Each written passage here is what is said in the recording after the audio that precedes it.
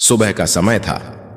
बाजार में सड़क के किनारे कमला देवी हमेशा की तरह टोकरा लेकर मछलियां बेच रही थी। उनकी दोनों बेटियां राधिका और निहारिका दूर बॉर्डर पर देश की सेवा में तैनात थीं। दोनों बहनें आर्मी ऑफिसर थीं। उन्हें जरा भी अंदाजा नहीं था कि उनकी मां किन हालात में जी रही है, और आज उनकी मां के साथ ऐसा कुछ होने वाला है जो उनकी रूह को हिला देगा।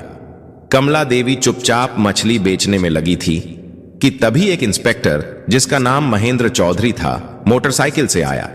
उसने बाइक सड़क किनारे रोकी और गुस्से में बोला, तुम्हारी हिम्मत कैसे हुई सड़क किनारे मछली बेचने की? तुम्हारे चलते यहां जाम लग सकता है, जल्दी से यहां से हटो।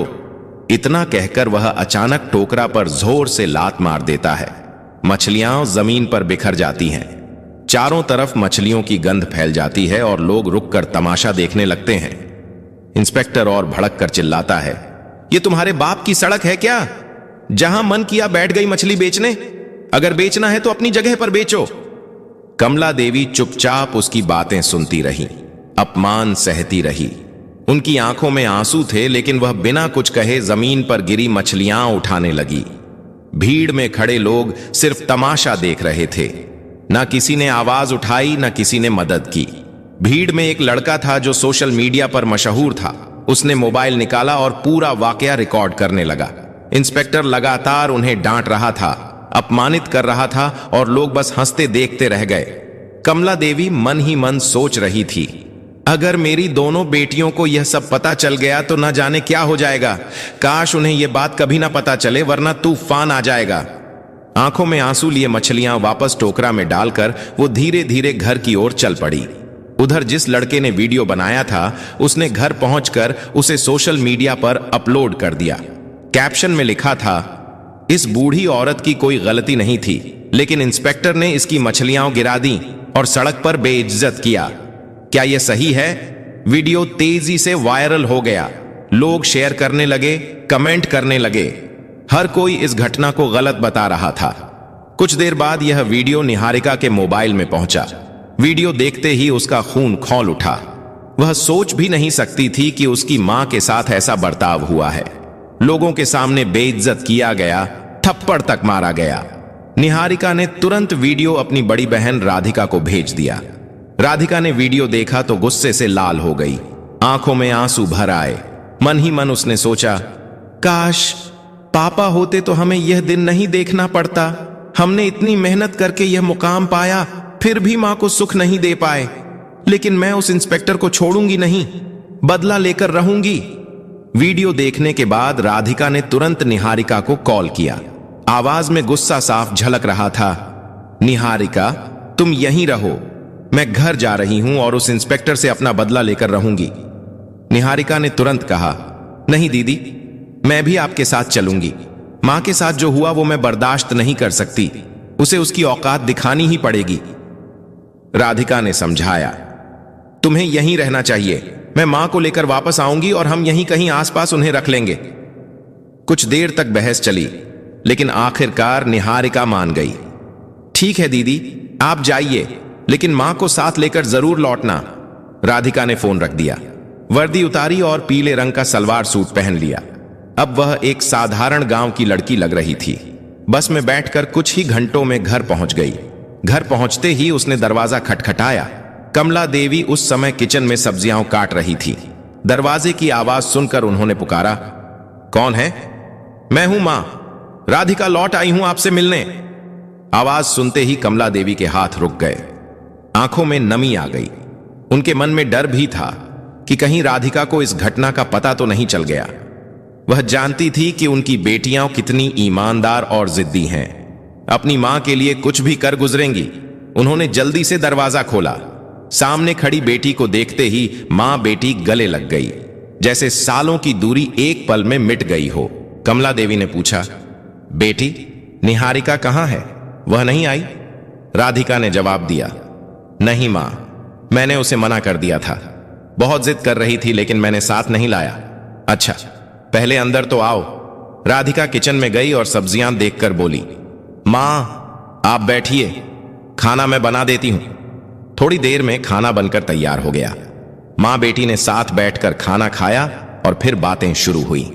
राधिका ने सीधा सवाल किया, मां, आपके साथ जो हुआ आपने मुझे क्यों नहीं बताया? यह बहुत गलत है। मैं उस इंस्पेक्टर को सस्पेंड करवा कर ही मानूंगी। उसने कानून के खिलाफ किया है और मैं उसे दिखाऊंगी कि कानून की ताकत क्या होती है। कमला देवी ने डरते डरते कहा, बेटा छोड़ो, पुलिस वाले हैं, क्या हो गया अगर उसने ऐसी बातें कर दी? जाने दो। राधिका ने सख्ती से कहा, नहीं मां, आप चुप रहिए, मैं जानती हूं मुझे क्या करना है। उसने जो किया उसकी सजा उसे जरूर मिलेगी। इतना कहकर राधिका ने लाल रंग की साड़ी पहनी, साधारण गांव की लड़की की तरह तैयार हुई और सीधे थाने की ओर निकल पड़ी। यह वही थाना था जहां इंस्पेक्टर महेंद्र चौधरी तैनात था। थाने पहुंचकर उसने देखा महेंद्र वहां मौजूद नहीं था। केवल 2 हवलदार और एसएचओ राहुल यादव वहां बैठे थे। राधिका सीधे एसएचओ राहुल यादव के पास गई और बोली, मुझे इंस्पेक्टर महेंद्र चौधरी के खिलाफ रिपोर्ट दर्ज करवानी है।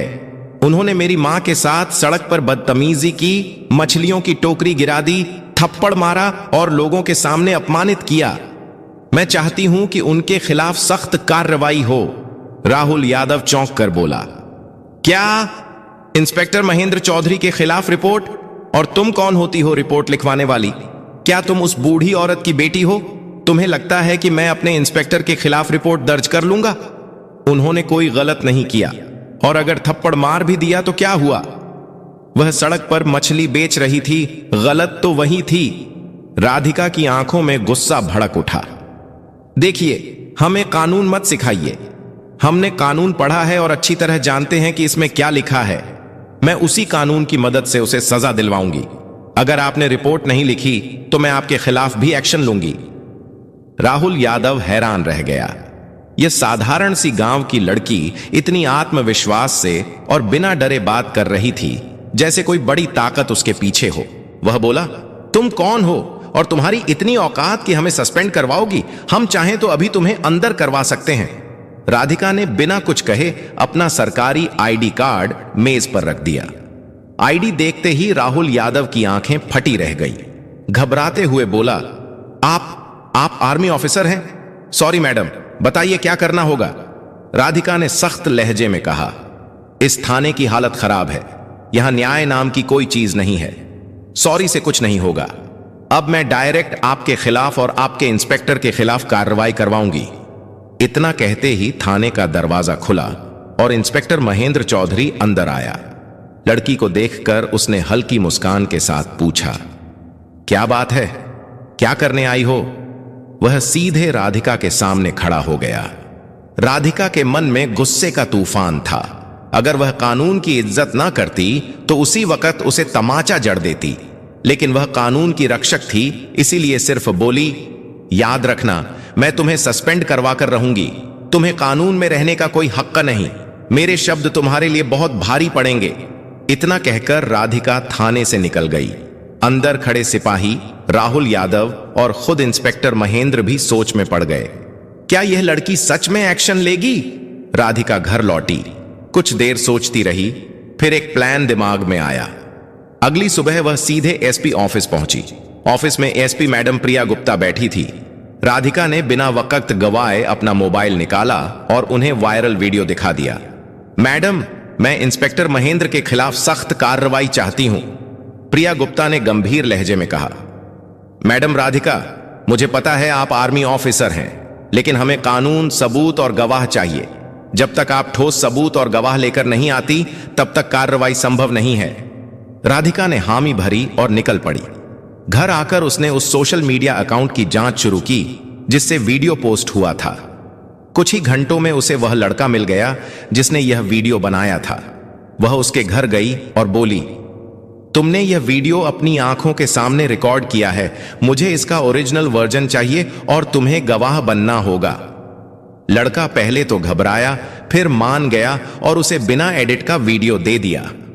राधिका ने उसे साथ लिया और दोबारा ईएसपी ऑफिस पहुंची। प्रिया गुप्ता ने सबूत देखे, फिर सीधे डीएम विक्रम को फोन लगाया। डीएम ने वीडियो देखा और भड़क उठे। यह इंस्पेक्टर ने बहुत गलत किया है और कानून के खिलाफ किया है, इसे सजा मिलेगी। अगले ही दिन डीएम ने जिले के सबसे बड़े ऑफिस में प्रेस मीटिंग बुला ली। सुबह के ठीक 11 बजे जिला मुख्यालय के बड़े कॉन्फ्रेंस हॉल में डीएम विक्रम की प्रेस मीटिंग शुरू होने वाली थी। हॉल के बाहर मीडिया की गाड़ियां कतार में खड़ी थीं। हर बड़े अखबार और न्यूज चैनल के रिपोर्टर कैमरा लेकर अंदर जाने की तैयारी में थे। हॉल के अंदर मंच पर 4 कुर्सियां लगी थीं। बीच में डीएम विक्रम, दाईं ओर एएसपी प्रिया गुप्ता और बाईं ओर 2 खाली कुर्सियां जिन पर अभी किसी को बैठना नहीं था। सामने पत्रकारों की लंबी पंक्ति थी। डीएम ने टेबल पर रखी घंटी बजाई और कहा, सभी पत्रकार गण बैठ जाएं, मीटिंग शुरू करते हैं। पूरा हॉल शांत हो गया। कैमरे चालू हो गए। डीएम ने गंभीर लहजे में बोलना शुरू किया। कल सोशल मीडिया पर एक वीडियो वायरल हुआ जिसमें एक पुलिस इंस्पेक्टर ने एक बुजुर्ग महिला के साथ सड़क पर दुर्व्यवहार किया, मछलियों की टोकरी गिराई, थप्पड़ मारा और सार्वजनिक रूप से अपमानित किया। यह न केवल नैतिकता के खिलाफ है बल्कि हमारे कानून और पुलिस आचार संहिता के भी खिलाफ है। पत्रकारों के कैमरे एकदम क्लिक क्लिक करने लगे। डीएम ने आगे कहा, हमारे पास पीड़ित पक्ष से ठोस सबूत और प्रत्यक्षदर्शी गवाह मौजूद है। सबूत के तौर पर हमारे पास बिना एडिट का वीडियो फुटेज है जो घटना के समय वहीं मौजूद एक युवक ने रिकॉर्ड किया। गवाह भी यहां मौजूद है और बयान देने को तैयार है। इतना कहते ही राधिका मंच पर आई और मीडिया की ओर मुंह करके बोली, मैं राधिका इंडियन आर्मी में कैप्टन हूं और यह पीड़ित महिला मेरी मां कमला देवी हैं। पूरा हॉल सन्न रह गया। पत्रकार एक दूसरे को देखने लगे जैसे अब मामला और बड़ा हो गया हो। राधिका ने बिना रुके कहा, मैंने कानून पढ़ा है और मैं जानती हूं कि किसी भी इंसान को सड़क पर इस तरह अपमानित करना अपराध है, चाहे वह कोई आम आदमी करे या एक पुलिस अफसर। कानून सबके लिए बराबर है। पत्रकारों ने सवाल दागने शुरू कर दिए। मैडम, क्या आप चाहती हैं कि सिर्फ इंस्पेक्टर पर कार्रवाई हो या और भी लोग इसमें शामिल हैं? राधिका ने जवाब दिया, इस घटना में केवल इंस्पेक्टर नहीं बल्कि थाने के एसएचओ राहुल यादव भी बराबर के दोषी हैं, जिन्होंने शिकायत लेने से इनकार किया, पीड़ित का मजाक उड़ाया और कानून का मजाक बनाया। एएसपी प्रिया गुप्ता ने माइक संभालते हुए कहा, हमने आंतरिक जांच शुरू कर दी है, लेकिन क्योंकि मामला गंभीर है और पीड़ित पक्ष के पास पुख्ता सबूत हैं, मैं सिफारिश करती हूं कि दोनों अफसरों को तत्काल निलंबित किया जाए ताकि जांच निष्पक्ष हो सके। डीएम ने सिर हिलाते हुए आदेश पढ़ा। तत्काल प्रभाव से इंस्पेक्टर महेंद्र चौधरी और एसएचओ राहुल यादव को निलंबित किया जाता है। इस आदेश की कॉपी पुलिस मुख्यालय और राज्य गृह मंत्रालय को भेजी जाएगी। पत्रकारों के बीच फुसफुसाहट शुरू हो गई। इतनी जल्दी एक्शन? यह तो मिसाल है। डीएम ने मीटिंग खत्म होते ही जिला प्रशासन के विधि अधिकारी लीगल एडवाइजर को बुलाया। मुझे पूरी प्रक्रिया कानूनी दायरे में करनी है, नोटिस ड्राफ्ट कीजिए और सस्पेंशन लेटर तैयार करिए। लीगल एडवाइजर ने बताया, सर, पहले हमें चार्जशीट तैयार करनी होगी जिसमें आईपीसी की धाराएं और पुलिस एक्ट के तहत की गई गलतियां लिखी जाएंगी। उसके बाद विभागीय जांच कमेटी गठित होगी, लेकिन निलंबन आदेश तुरंत लागू हो सकता है ताकि आरोपी जांच को प्रभावित न कर सके। डीएम ने तुरंत आदेश दिए और 2 घंटे के अंदर सस्पेंशन लेटर तैयार हो गया। उधर गांव में यह खबर आग की तरह फैल गई। बाजार में लोग एक दूसरे को बताते फिर रहे थे, सुना, कमला देवी के साथ जो हुआ था अब उसका इंसाफ मिलने वाला है। उनकी बेटी आर्मी ऑफिसर है, उसी ने यह सब करवाया है। कमला देवी के घर के बाहर भीड़ जमा हो गई। कोई हौसला बढ़ाने आया, कोई सिर्फ देखने। कमला देवी बार बार कह रही थी, मुझे बदला नहीं चाहिए था, बस इज्जत चाहिए थी। लेकिन मेरी बेटियां तो आग हैं जो अन्याय बर्दाश्त नहीं करती। जब निलंबन आदेश थाने में पहुंचा तो सिपाहियों में खलबली मच गई। एक सिपाही ने धीरे से कहा, भाई, यह लड़की तो सच में कर गई। हम तो सोच भी नहीं सकते थे कि डीएम तक मामला पहुंच जाएगा। महेंद्र चौधरी और राहुल यादव दोनों को आदेश सुनाया गया। आपको तत्काल प्रभाव से निलंबित किया जाता है। जांच पूरी होने तक आप किसी भी सरकारी पद का इस्तेमाल नहीं करेंगे। महेंद्र चौधरी ने गुस्से में कागज जमीन पर फेंका, लेकिन राहुल यादव के चेहरे पर साफ डर था। यह लड़की हमारी जिंदगी बर्बाद कर देगी। मैं कह रहा था ना, उससे पंगा मत लो। शाम होते होते टीवी चैनलों पर हेडलाइन चलने लगी, इंस्पेक्टर और एसएचओ सस्पेंड, आर्मी ऑफिसर ने दिलाया मां को इंसाफ, वायरल वीडियो बना हथियार, पुलिस अफसरों पर गिरी गाज। राधिका के मोबाइल पर लगातार कॉल आने लगे, कुछ बधाई के, कुछ मीडिया इंटरव्यू के। लेकिन राधिका सिर्फ इतना कहती, यह सिर्फ मेरी मां का मामला नहीं था, यह उन सबके लिए है जिनके साथ चुपचाप अन्याय होता है। एक हफ्ते बाद विभागीय जांच में सबूत और गवाहों के आधार पर दोनों अफसर दोषी पाए गए।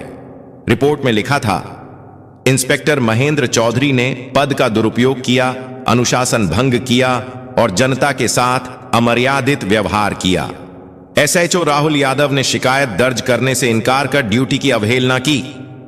राज्य पुलिस मुख्यालय से आदेश आया, दोनों अफसरों को बर्खास्त किया जाता है और उनके खिलाफ आपराधिक मामला दर्ज किया जाएगा। जब यह खबर कमला देवी के घर पहुंची तो राधिका ने बस इतना कहा, मां, यह जीत सिर्फ हमारी नहीं, हर उस इंसान की है जो अन्याय के खिलाफ खड़ा होता है। कमला देवी ने आंसुओं के साथ मुस्कुराकर बेटी को गले लगा लिया। तुमने सिर्फ मेरा ही नहीं, इस गांव का भी सिर ऊंचा कर दिया। दोस्तों, अगर आपको यह वीडियो पसंद आई हो तो इसे लाइक करें, अधिक से अधिक लोगों तक शेयर करें और हमारे चैनल डार्क स्टोरीज दृष्टि को सब्सक्राइब करना ना भूलें, क्योंकि हमारे चैनल पर आपको इसी तरह की ज्ञानवर्धक और रोमांचक वीडियो मिलती रहती हैं।